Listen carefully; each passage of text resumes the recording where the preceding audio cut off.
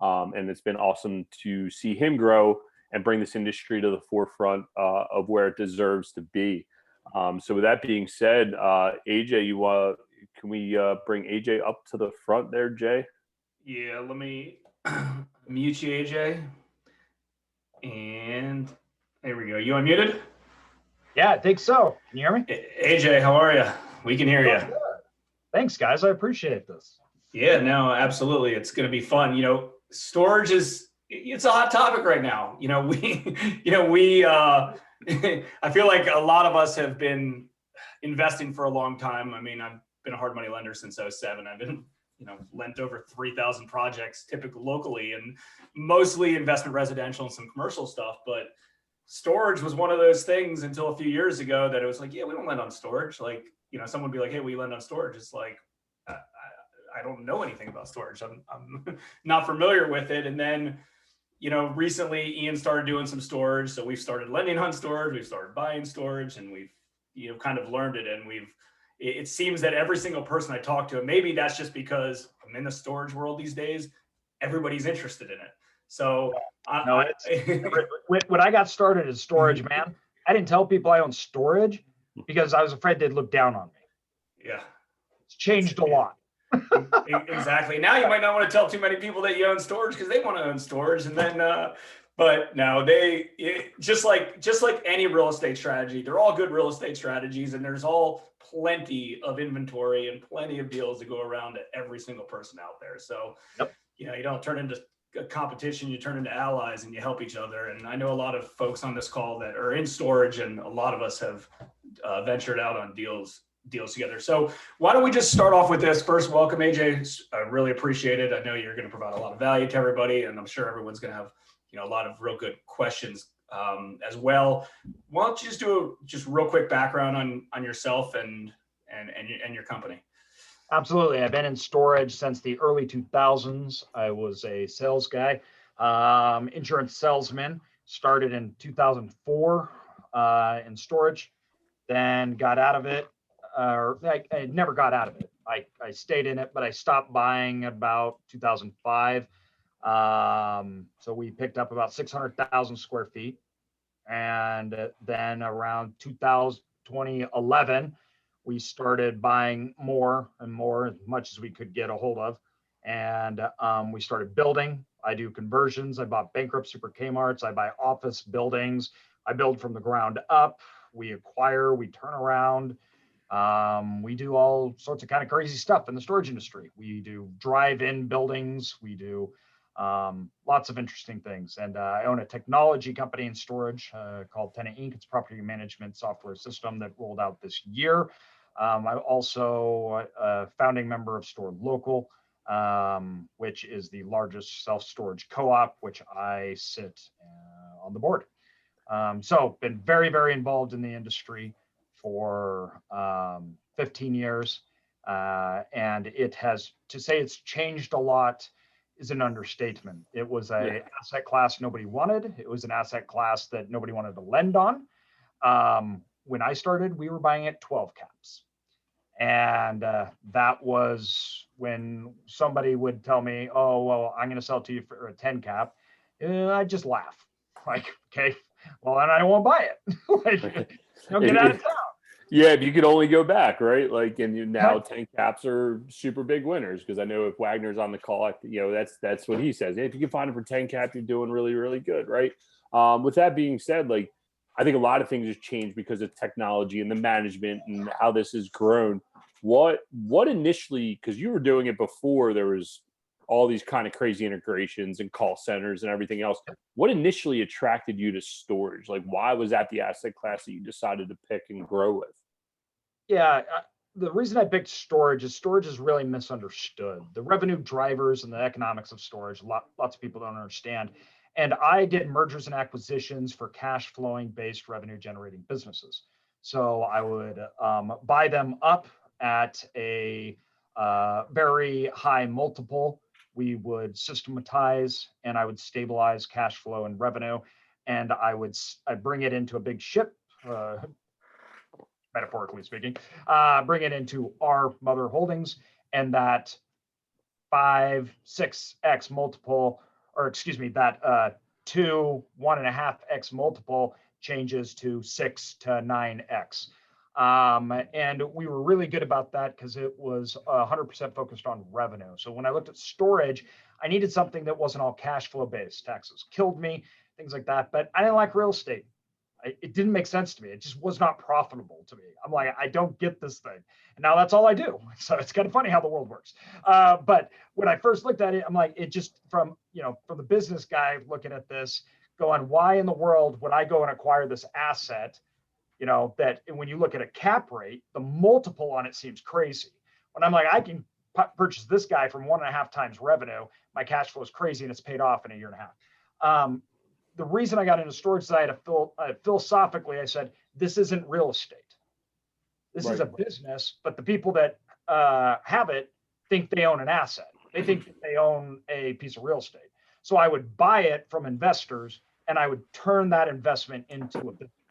And I did that by focusing on the revenue, increasing, stabilizing, generating, expanding, doing a whole bunch of other stuff that we focus on and did. And that turned out to be very profitable. And because it was real estate, it had all the fun things like depreciation and leverage and all the joys that we all love out of real estate.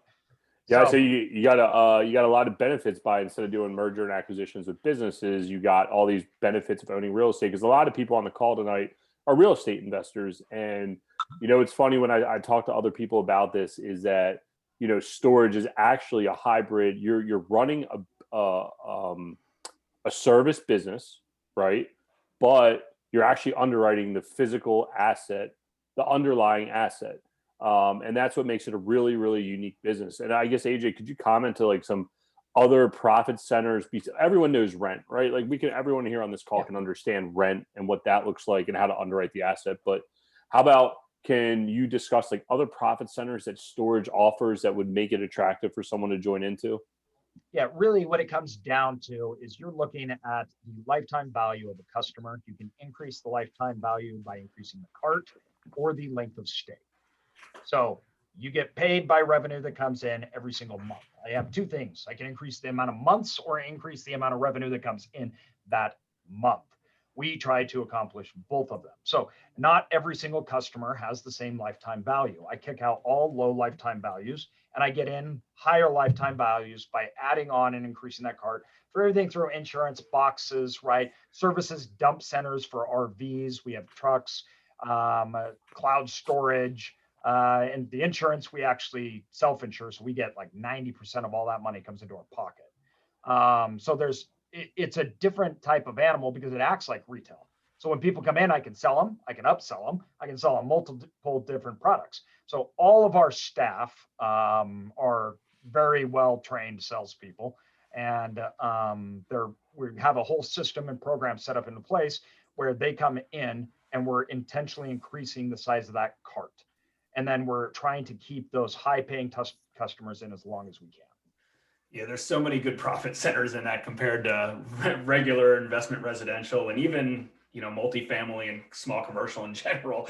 Like you said, it's more business oriented than real estate oriented. In a second, we're going to go over kind of some of the sexy topics that I think a lot of people think are sexy, like finding the assets and putting together capital. And obviously what you're talking about, potentially doing some value adds to existing facilities. But why do you think right now self-storage is so popular? Do you have any, what's your insight on that? So I'm actually, I'm in the middle of writing a book on it, on what's been going on the last 20 years. The golden gooses of real estate kind of got slaughtered. So when I got started, everybody knew you made money by buying homes, and you made money by leasing out to Walmart and Sears.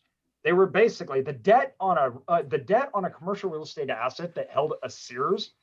That was like a freaking AAA bond because everybody knew it could not go under. So there were things in real estate that were just known. They were standardized. No one questioned it. And in the last 15 years, all of that has not only been questioned, it's basically been obliterated.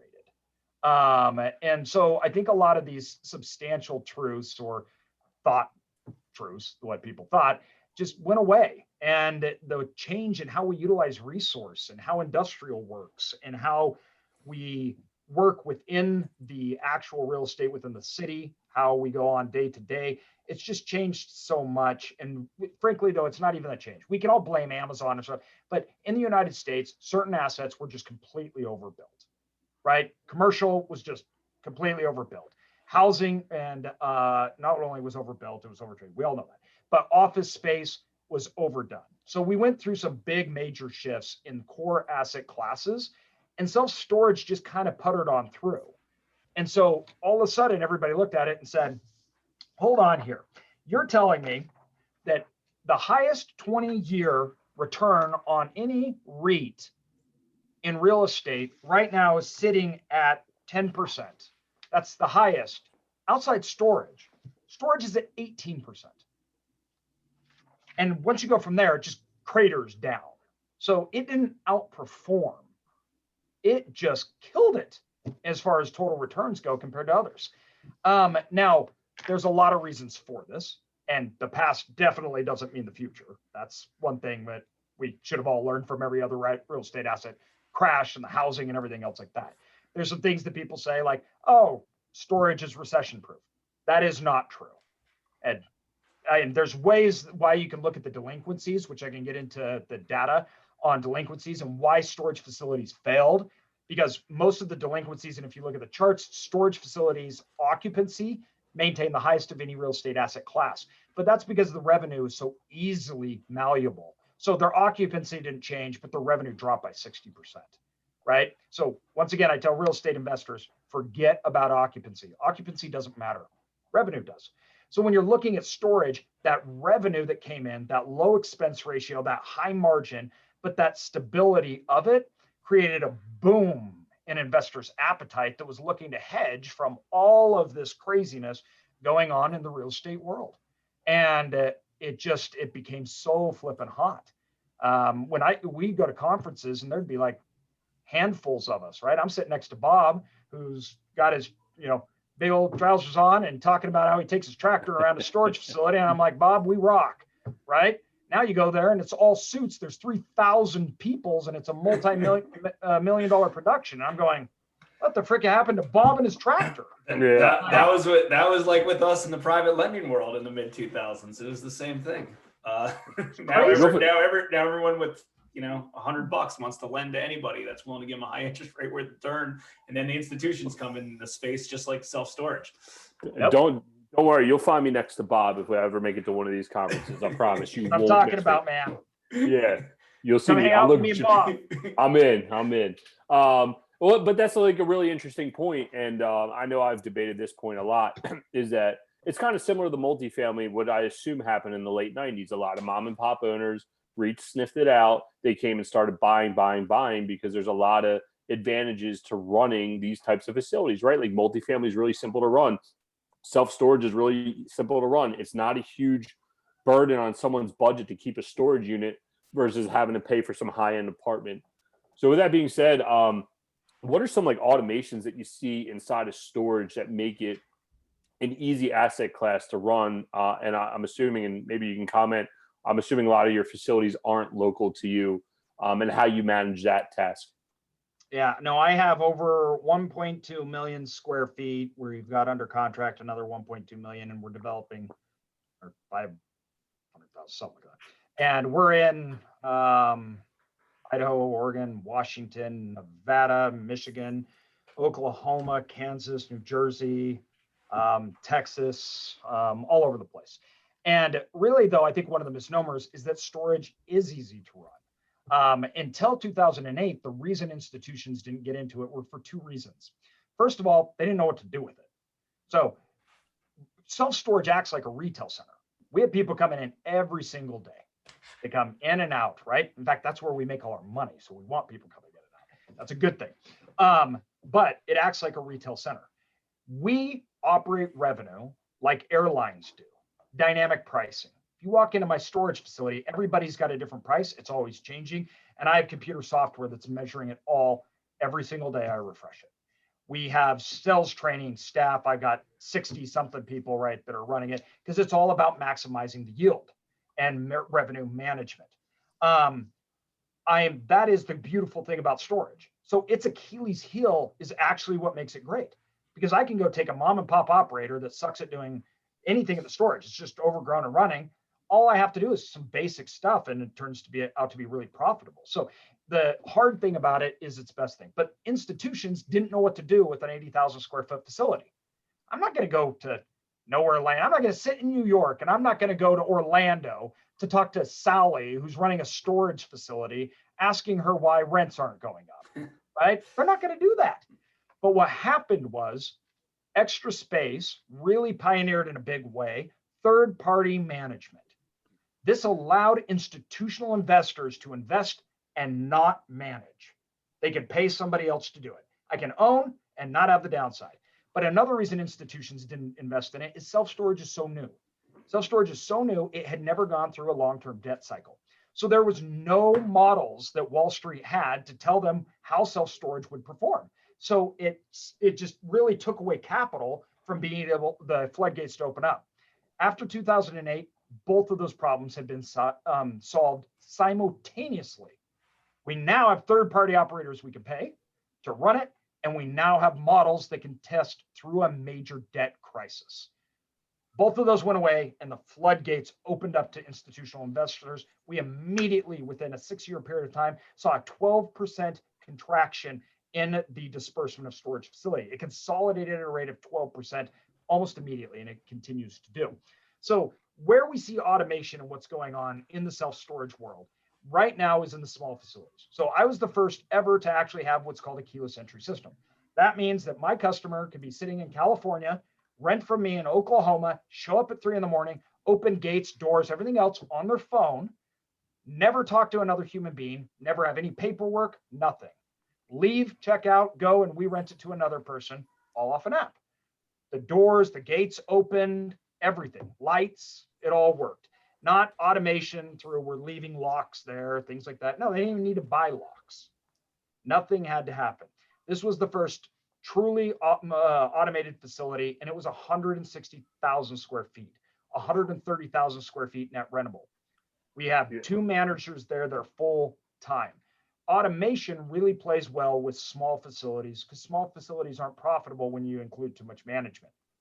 So you got to get rid of those expenses.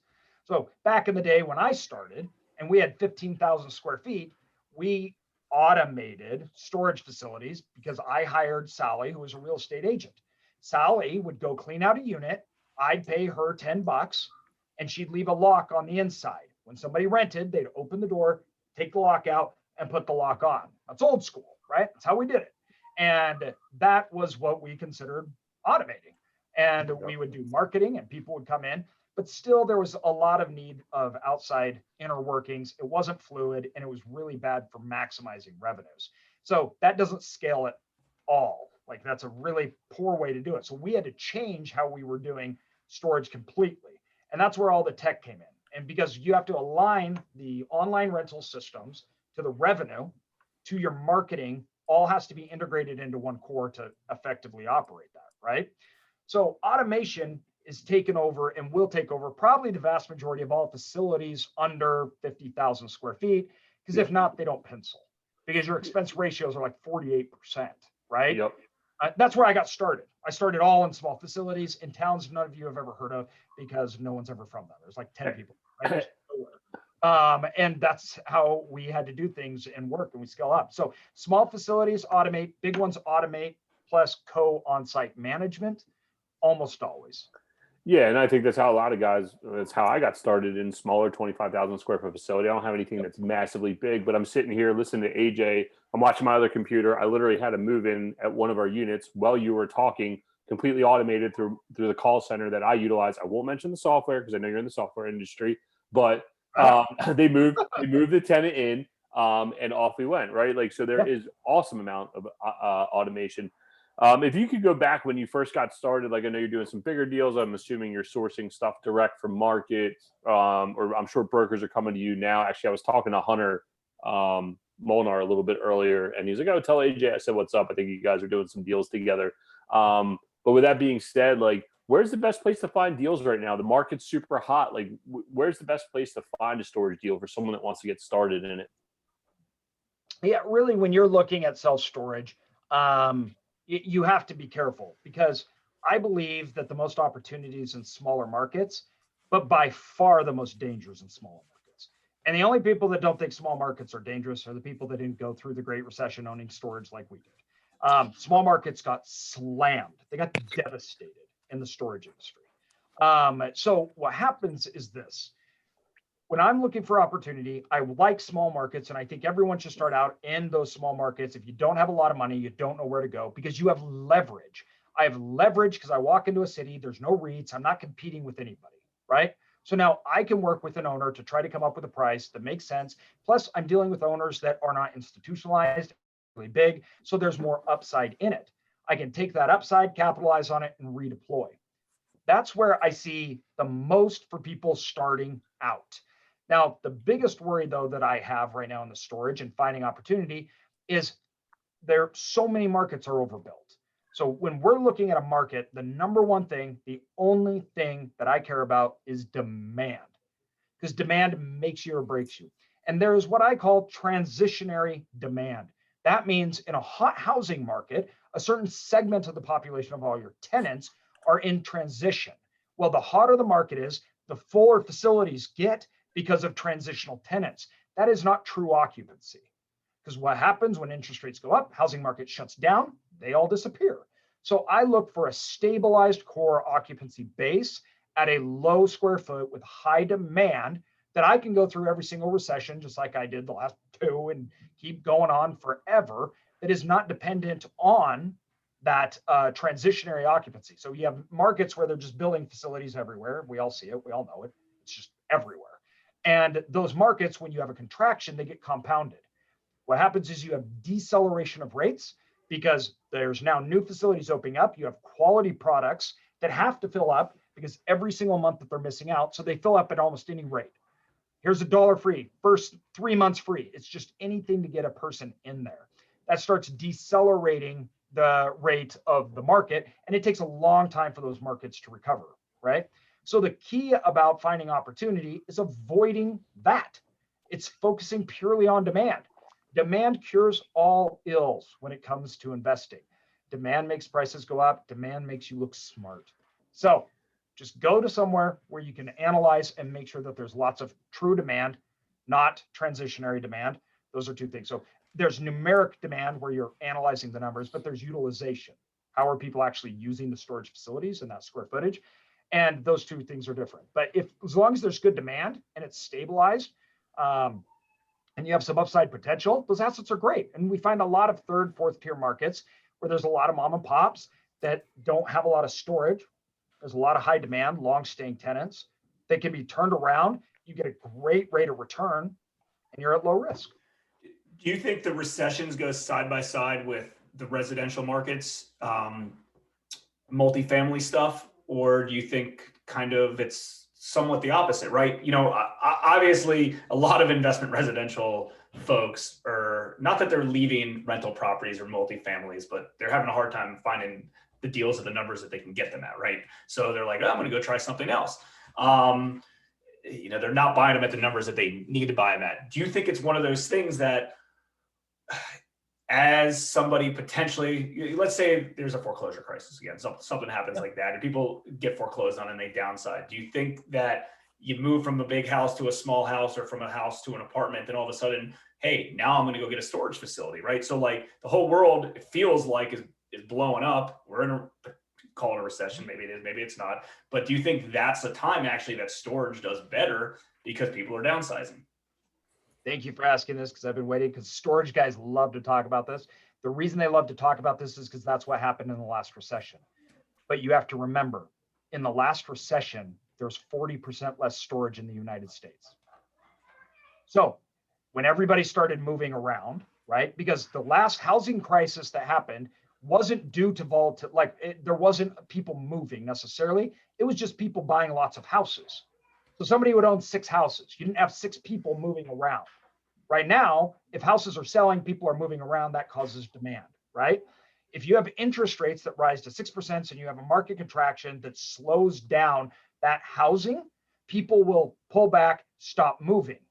They aren't going to necessarily downsize, right? They're just going to stop moving.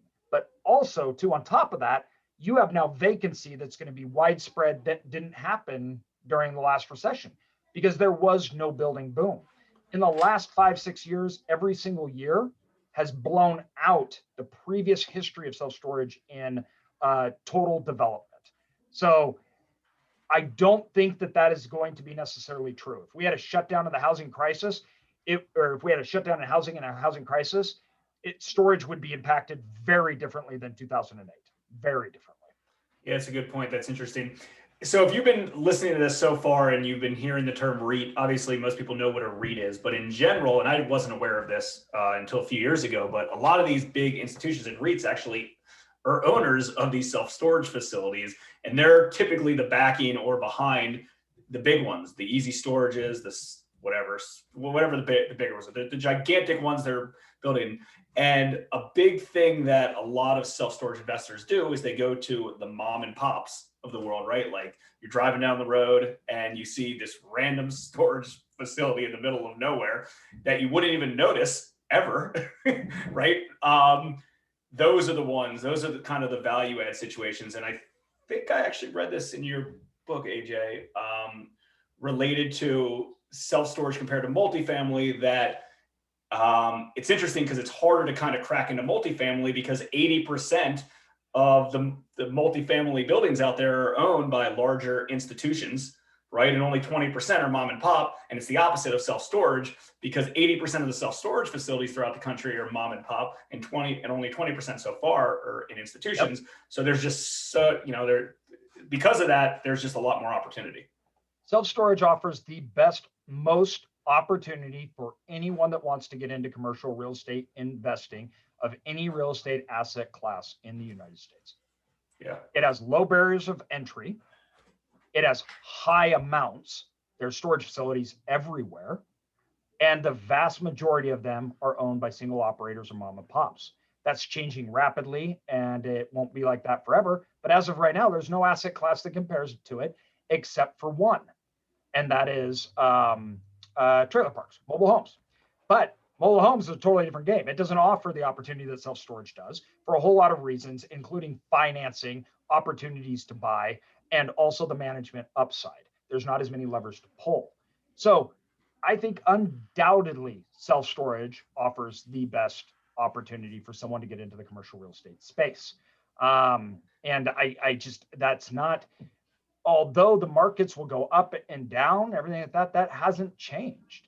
Of course, it'll change one day. Everything changes. But as of right now, no, it's self-storage still.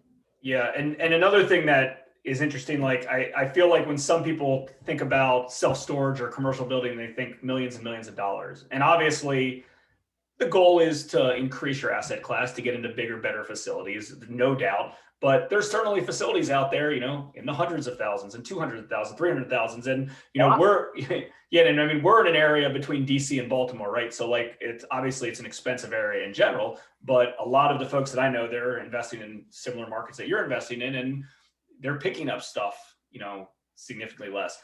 Let's talk a little bit about the capital stack and financing and just money in general that are put into this. I don't know if you want to kind of talk about maybe the acquisition capital, if it's private loans, hard money loans, bank loans, your own capital, SBA financing, bank leverage.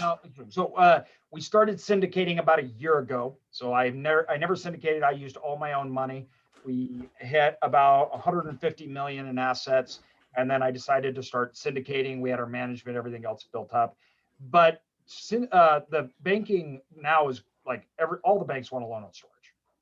They all do, right? And when we started, nobody did. They didn't even know what it was. And so it's never been, once again, easier to get into storage because banks are comfortable. They want to see business models, but you have banks like Live Oak Bank that specialize in self-storage. They offer great SBA loans with low money down, and they're going to become good partners in it. You can outsource anything that's just hard or you may not know, and you can learn as you go, right? Those opportunities weren't around 15 years ago for a normal person. I mean, it's, even though the asset class has been booming and everything else, there's the foundation hasn't changed, but the environment to get into it has, and the environment is easier now for individuals. When we look at financing, you've got to put 30% down for traditional. That's generally speaking true. I haven't really seen anything differently when you're out there outside of SBA. My thing is, I usually come in, I fund it. I go along, my investors, we buy it. I turn it around, I refinance it, we take our money out, and we put that refinance into a non-recourse loan. So I get rid of all the risk off me. And then it's just mailbox money. We have all our money plus our return back, and it just cash flows. That's how we operate. That's how we finance and move into it. I use lots of different banks. I use regional, national banks. I love credit unions in small markets. When you're in a small market looking at a small facility, Wells Fargo doesn't want you. Don't use Wells Fargo anyways. Horrible, terrible people. Seriously. And so other banks, though, local town home banks, credit unions, hard money lenders. I mean, there's so many options. It's just not even like you can come in and you want to do a capital stack with investors, or you want to come in with a hard money partner. If you want to give up equity for it, and then you want to put 10% down, banks are willing to work with that. Everything I'm seeing, I haven't seen any that have been really saying we want out of storage. We have banks coming all the time saying we want to get in. How do we break into this market even more? But traditionally, the big thing is the 30%. Outside SBA, we don't really see banks budging on that, which I don't think they should. I would never not put 30% down on storage. You have to understand that although storage looks way more stable, the fluctuation in rent revenue is not really stable. I mean, we take coronavirus. When coronavirus happened, storage changes like that, right? So we missed our busy season. You saw national rates and national occupancy start to plummet. We were lucky that the government came in and gave stimulus and stabilized it, and it came right back up. But you don't have that in apartment buildings. So I have long-term leases that have values on them for a year, right? So I have a cycle. But because of the month-to-month lease, you need cushion, and you should have cushion. Because when it hits the fan, because it always does, right? You need to be able to work with it. And banks tend to be aware of that and knowing that. So that seems to be pretty tried and true outside SBA. Yeah. And I think that in general, with commercial assets, there is more flexibility than I think that a lot of folks that are just doing investment residential are. And listen, even though I own a hard money lending company, I still agree that leverage is important, but not too much leverage, right? And the 30% down is the right number, right? Because in the long run, everything's going to, hopefully cash flow right. Maybe the property appreciates, that's fine. But, especially if this is a value add, there's a little risk on the front end. But more importantly, a lot of, and I've been involved on the equity side, I've been involved on the debt side. And I'll tell you, some of these banks, we invested and we put up a 30% equity on a particular deal, and whatever, it's like $400,000. We put up 150, whatever it was. The commercial bank doesn't care where that money comes from, that sponsor or the operator. No, if you were going to a local bank for an investment property, like a residential property, that would never go through. They would want to see source of funds. They would want to see so much stuff. So in general, let me give you an example. I'm building a house right now. At the same time we started construction. I know I'm an idiot, right? Just right at the top of the peak. I mean, literally, my builder called me up last week. Hey, your lumber. It's 4X now. 1,000 over. That's right. For $50,000. Yeah, that's accurate. Yeah, I'm not upset about that at all. So, anyways, I'm building my house, right? I go at the same time, a major exit to a downtown area, an office building right in the middle of coronavirus, right? They're vacant. The bank's not sure what to do with it. They were in the middle of moving it. I bought it out from underneath the tenants that were there from the bank. I took it over. I kicked the tenants out. When I went to close on that deal, it was $4.5 million, and we were doing a conversion in it, turning it into storage. The total capital structure was going to be 10 to 15 million. I signed 2 pieces of paper. It took me a month working with the bank to get a home construction loan that I have more money in my bank account than my home was even worth. And I'm like, this is crazy. It's nuts. No, but that's how it works in that world. I mean, we do a lot of hard money loans for folks that like, I had a bank loan lined up and it fell apart last minute. I need and I got to pay extra capital for it because of it. But I've it's only been a few years that I've been involved in the commercial side of stuff as an owner of commercial assets and self-storage. And I'm just so surprised that the process is just so much easier. And also the best part about it is as these loans get bigger, they're non-recourse loans. You're not finding that in residential space for the most part. It's like, oh, cool. We'll do I'd rather, I'm going to give you $100,000 loan and I'm going to make your spouse sign. I'm going to make you do this, or I'll give you a $2 million loan and sign this one doc and you don't have to, and there's no recourse. It's crazy. It's great. Yeah, I was going to say the last few deals we did was life insurance money, and it was super simple. They're looking to deploy capital and super cheap debt, and off you go. And I think that's the advantage that commercial real estate brings. It's kind of like everyone's like, well, how do I crack it? How do I crack it? And I think storage is a real good conduit to start small and work your way up and diversify some of your risk. AJ, if it's cool with you, if some guys have some questions, you guys want to raise your hands, pop them in the chat. We have a few more minutes. I know you were just talking about a conversion while people are putting up questions if they have any. You talk to us about the conversions because that's kind of a unique proposition compared to buying a traditional storage. What does that look like for you? Yeah, so about 5-6 years ago, we started talking with these big box retailers that were struggling. And we thought, why don't we buy one of these alternative storage facilities? Nobody had been doing this. We hadn't seen it or anything else like that. And so we decided, well, maybe we can make this work. And the reason this works and conversions work is the commercial real estate is all based upon a cap rate, okay? So the revenue that is the net profit, the return that you get on the money you bought it for is your cap rate. That percentage is what is the cap rate, right? So when you're looking at an asset, let's say it's a box. If that box makes $5 million, right, and has whatever $1 million expense, that at whatever people are willing to pay for it is what it's worth. Now, if that box for some reason can only make $500,000, its value is virtually nothing anymore. The spread has nothing to do with the real estate. It's not like a house, right? It's not comps.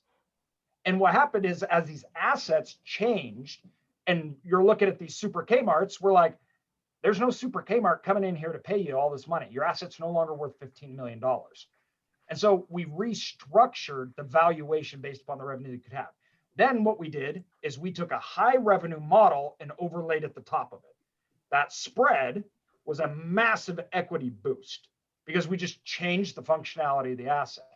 And that worked really, really well. U-Haul and a lot of other people really liked that. And then two, we automated the whole entire thing with the first keyless technology ever. Then we started buying up office buildings because the conversions of big box got too expensive. Too many people started going after them. So then we started looking at office buildings when coronavirus hit, and we started working with banks to that. And at the end of the day, we're buying properties that intrinsic value for us is the same, but their market value is no longer the same. So the revenue associated with what I can do in it is disconnected from the value associated with it in the marketplace.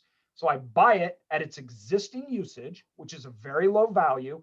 I change the usage, increase the revenues, which dramatically then will increase the value.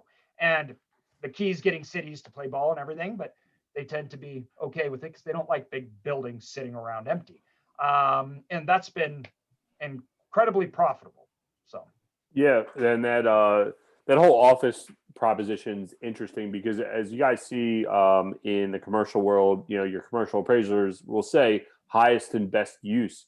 They might say, oh, it's a big box store, it's still a big box store, but then someone like AJ or someone like us comes in there and says, this is actually better suited as storage. You get a stellar deal because no one can see the vision for the property, and you can absolutely crush it. And the conversions aren't that pricey comparatively speaking to building sometimes, depending what you need to do. I see a question down here from Florida. Yes, there'll be a recording available. You guys check out reinetworks.com. It'll be up there, and we'll continue this conversation over there. Interesting question from, excuse me if I'm butchering anyone's name, Hanif. Do you ever worry about the baby boom generation dying off and killing the self-storage market? Millennials are the largest users of self-storage in the United States by far. Or do you find a lot of like small pop-up businesses, or you got millennials, but then you also got like small pop-up businesses that are utilizing it, warehousing and stuff like that, because Amazon's more I popular? cater facilities now / industrial, so I don't even build straight storage facilities anymore. Right. We're changing the utilization of storage facilities as well. So we're looking at last mile drop-offs because we're a little nervous about overbuild and saturation. So yeah, we will actually build to suit for businesses, and they don't care about price. They'll stay for 10 years and you can give them a 15% rate increase every single year and they don't ever leave. And so they're really low expense and high revenue. And so that's been a huge thing for us. As far as utilization, it's a very important question, though, that comes back to fundamentals of demand.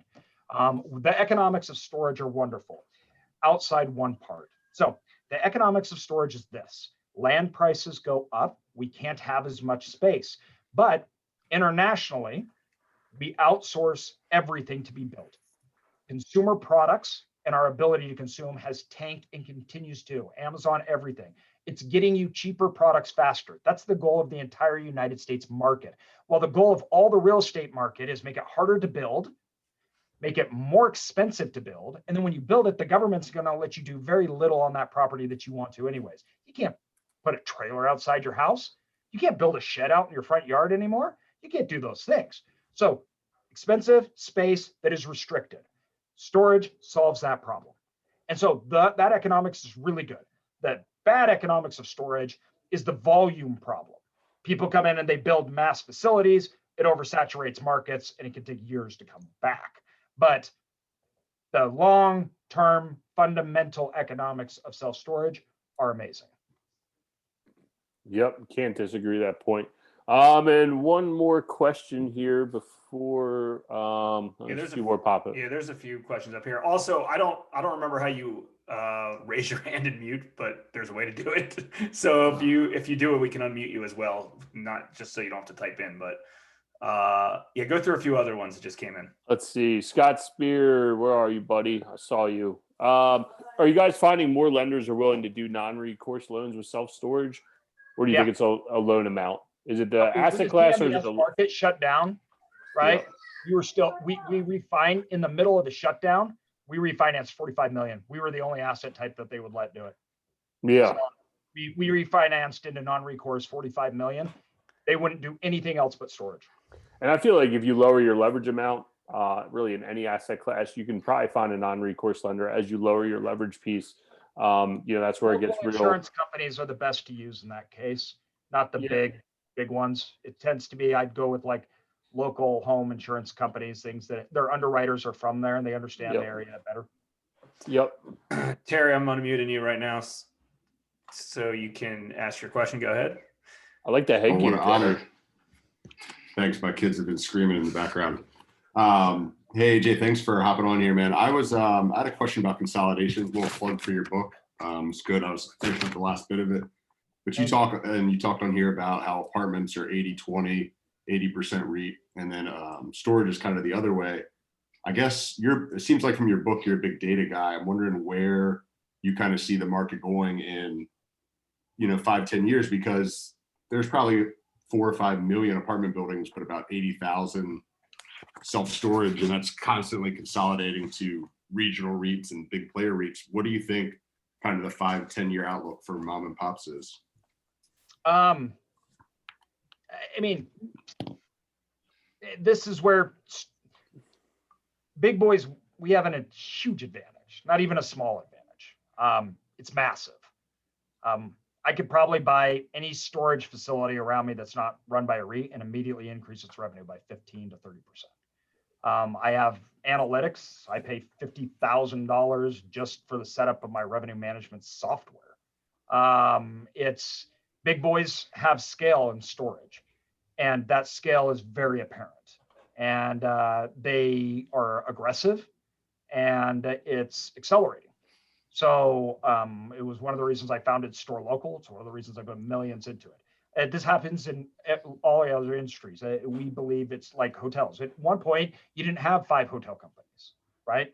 But we're actively engaged. I've literally spent millions to fight against this. so that mom and pops will survive, and not just in small towns that nobody knows, where individuals can actually make real wealth, like life-changing wealth, still in this asset class. We don't want it to be like hotels. I think it will end up being much more similar to kind of a quasi apartment. The big guys are going to take the vast majority of all major markets are already now at this point REITs. So if you go into LA, if you go into New York, right, it's all institutional. Those have already been obliterated and consolidated. They're moving into second tier markets. I mean, Public Storage just bought, they paid $1.2 billion for 48 stores. That comes out to $428 a square foot. That puts my portfolio at $650 million. It's crazy. And they're willing to pay basically any price to get it done. And so this will accelerate. It just will. The best thing that individuals can do, and what we're fighting for them to do, is we liberate the operating system. Right now, operating systems are constrained. So any property management system software that you are using is a constrained software in the marketplace. What that means is it does not have open APIs. It does not have data reservoirs. So it's not intuitive and it can't pull. When I'm Public Storage and I own, millions of units, I can pull all data from millions. So it's not isolated to one thing. That means I have power over everyone. What we're doing is we're liberating that power. And we have a lot of people in the industry like me that are putting tons of money into this. We're building companies to make sure that the small investors will always be around. I want every single person on this call, if they say, I want to be in storage, I want you to have hundreds of millions of dollars of assets. I don't want it to be just REITs. And so I think we caught it. We caught it. The hotel industry didn't know what was happening to it, and they were destroyed, right? We're not going to let that happen to self-storage, but we're seeing it because of those things. So it's happening, and you should be aware of it. When I started out, I wouldn't go to a market that had a REIT because I'm like, I can't compete. But now I feel that I can. So I go to markets that compete. And every single individual investor will have that opportunity in the next 5 years. And we will solve that problem. So it's happening, but it is not the end all of consolidation and self-storage. And Ian, what was the stat that we saw that was there 50,000 self-storage facilities? Was that what it was? Yeah, that's what Google tells me. But Terry, he's been really active on this. He thinks it's closer to 80,000, just digging around. And I mean, it's such a small percentage that REITs or the big boys have been involved in to begin with. And again, just like anything else, that'll continue to go up. Just like we talked about with multifamily, 80% of that's the big boys. It's tripled in 9 years. Yeah. Tripled in 9 years. Okay. So again, there's still a long way to go, and there's still plenty of inventory if you, get your hands dirty. Yeah. So you see this insane fact here, Ben Gallant, which I know he's in big boy financing, so I'm sure this is pretty accurate, that Public Storage paid a 3.6 cap rate for that acquisition, which is absolutely insane. So I guess they're hedging against the T-bills and stuff like that. One would assume. Cheap capital, small arbitrage. Yeah. Straight volume. Money for free because Public Storage doesn't have traditional debt. They roll out in bonds, and they get their money for basically free now, and that's how they're doing it. Yep. And then someone was asking you, what is the best software to use to run your storage facility, which I'm sure this is a near and dear topic to your heart. Honestly, when you're dealing with software, the only thing that you need to be aware of is there's lots of different software platforms. Okay. Some of them are good, some are bad. It really depends on what you're trying to do and trying to accomplish. If you're trying to get big and if you're trying to scale, you just need to go to an open source platform. As of now, Tenant Inc. is the only one that's even available for that. And it's just starting. I don't even know that I'd tell you to use it. So there's a few that I like that are like SSM, because SSM is easy to work with, yet it is very intuitive and it can scale. A lot of the other ones are strictly for small facilities. They don't scale and you miss a lot of the upside. And then the other ones, they don't work with you. They're not movable and they're very closed off. And I'll tell you the number one reason. I'll be honest with you. We use ESS, not super sophisticated operators, but with what we have in our portfolio, that call center is the end all be all to me, and that's what works for me. It helps me automate my portfolio if Wagner's still on here to live the lifestyle that I want, whether it's growing my business or, you want to go be free. That's what works for me. I've talked to, was it Denise that works for you? I think I've talked to her several times. I said, kind of non-negotiable for me to move, but I understand that you guys are looking for all of that data to be able to grow at such an, insane rate. And I agree. It's not just data, because I have call centers, but you can plug the call centers into SSM or any other one. Right. It's the ability to intuitively tie it into the backend matrix, particularly with the marketing side. So if you look at every single software, which I could even provide you documentation how it's all split up and everything else, it's fairly simple. These are doors, right? They're coming in and out. It's really not that complicated. And you can farm out independent siloed things, or you can back end and plug them in. We want an open and source to where I can pick. So I want to choose my call centers. I want to choose this, and I want my property management system to work with them.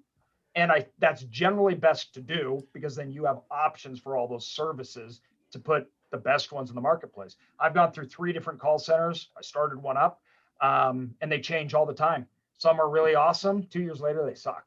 So I need a platform that is open, that allows me to back end to better ones that come up. It seems like a pain point in the industry. We keep telling everyone, hey, someone just set up a really badass call center and you will make a lot of money. And I see Stratton's on here. I'm telling you, buddy, call centers, if you can figure that piece out, you will make a lot of money. Yeah. And I mean, if you're just tuning in, or if you're newer at this game, one of the big benefits of self-storage compared to multifamily investing, let's just say, is the automation. The automation, a lot of tools, a lot of the system, the call centers. You can be in Columbia, Maryland, and operate a facility in Texas by yourself with all those tools. I've demoed a bunch of those, kind of being involved over the last few years, and they're pretty cool, especially coming from owning rental properties. Let's go through this one question real quick, and then I saw what Mike Wagner raised his hand, but we'll get him on here in a second. Is there a kind of a ratio of population to square footage for certain areas that you try to target? So square footage, no. Square footage is the amount of square footage. Demand is broken up into 2 sides. You have square footage, you have utilization. And this is all over the board. I've been in markets that have 6 square feet per capita and are totally overbuilt. And then I'm building in a market that has 20 square feet per capita and its demand's astronomical. And it's not because it's booming or anything else like that. It's just the demand. And we see it regionally. So square footage will fluctuate and everything else. So it's really understanding that total utilization of the storage within that market and the change and percentage of the change that is happening. So if you have new facilities in, what is the total percentage of change that is happening in that marketplace to that overall community? And that's what we really, really focus on. Good to know. Mike, you should be able to unmute. There we go. Cool. Thank you. AJ, what's going on, brother? Good to see you again, man. How's it going, man? Hey, you kind of touched on this question, but I don't know if we can bring it full circle, talking about the call centers. That's, as Ian was talking about, we love the full integration into our software. I've done a bunch of research, not exhaustive by any stretch, but I can find call centers that integrate with various software providers, but none of them will go soup to nuts and do a full move in. So to me, it's kind of a glorified answering service, and someone still has to kind of convert the lead and at least get the lease signed and that sort of thing. Am I wrong in that, or is that still a missing link out there? That's a good question. We skipped that altogether. So our people move in automatically. So we don't even need the call center too, but our call center can move them in. That integrates with SSM, but I don't want the call center moving people in. So when somebody comes into my facility, like let's say they click on an ad and they say, okay, this is 10 by 10, whatever, I choose it. They get a special discount for an automatic roll-in. They do it, and then they automatically sign up, and it signs in, and they take the picture scan of their card, which then auto fills in the lease. They can electronically sign the lease, and they're done. So we tried to bypass the call center as quick as possible, because whenever they had to go through that switch, the drop-off rate is astronomical. So Gotcha. We used, what's the guys out of Arizona? The call center. Now this is going to drive me nuts, their names. So we were with them for a long time, And as that drop off was happening more and more, by bypassing over them and using them to either do the follow up, or if there's a drop off. So like if they say, okay, we're coming in to rent it, they don't click on the rental, or they don't close out that rental, they immediately get a call up by the call center, say, hey, I saw you were renting and you dropped off. Why is that? So we use it to catch, but we don't want it to complete. I like that. That's cool. Very cool. Thank you for sharing it, man. All right, let's see what else we got here. Ian, you see any other good questions in here? Yeah, there was one. I think Alan was talking about conversions. 1 second, if I could find it. He was talking about the supply and demand and doing a conversion, and what's your like top 5 points, assuming it meets what it needs. Like when you're looking at a conversion, what are you looking for? Like must check the box yes or must check the box no? Yeah, that really, okay. The first thing in the end all is demand. After that, we can move on to the next thing. Demand has to be super strong for conversions. You take a lot of that upfront cost, and conversions have a lot of skeletons in the closets. There's some big expense items that if you don't price it in and you get wrong, your budget's blown out.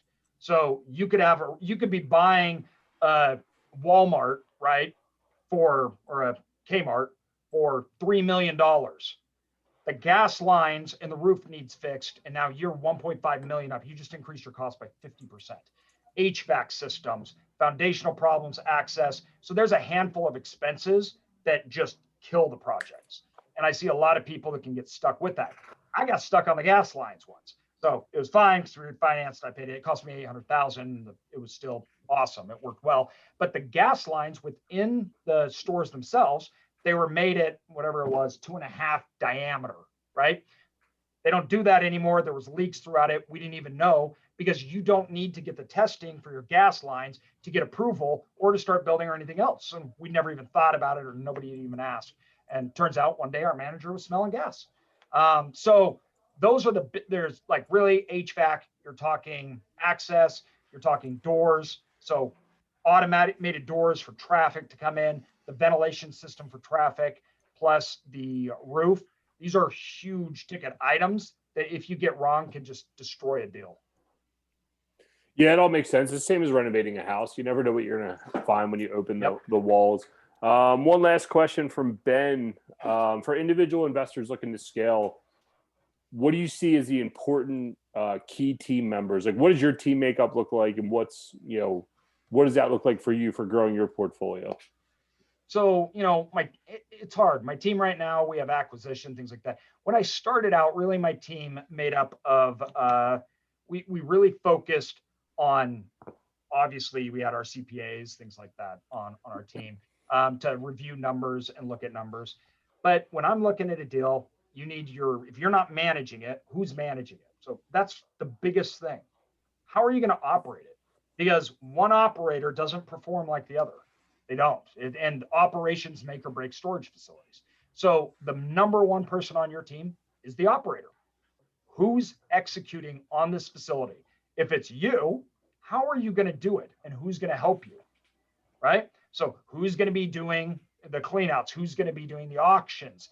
Right? Who's going to be doing the revenue management? You have a CPA. Who's looking at that? Who's doing pricing? Who's doing all of those kind of things? So the fundamentals are what I focus on always. It's just the really simple things, executing them as good as you can, as absolutely possible. And that all handles within the operations of that asset. Yeah, Ben, recently me and Jay did one on our podcast discussing what do we do and growing your team and growing in general. And it's really about building the systems out, and then you can scale and put people in those spots.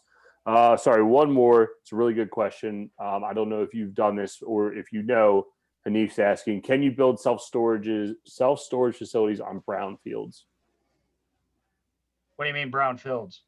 I think brownfields are technically land that's more or less useless. If I recall correctly, something that's been deemed that it's environmentally not safe.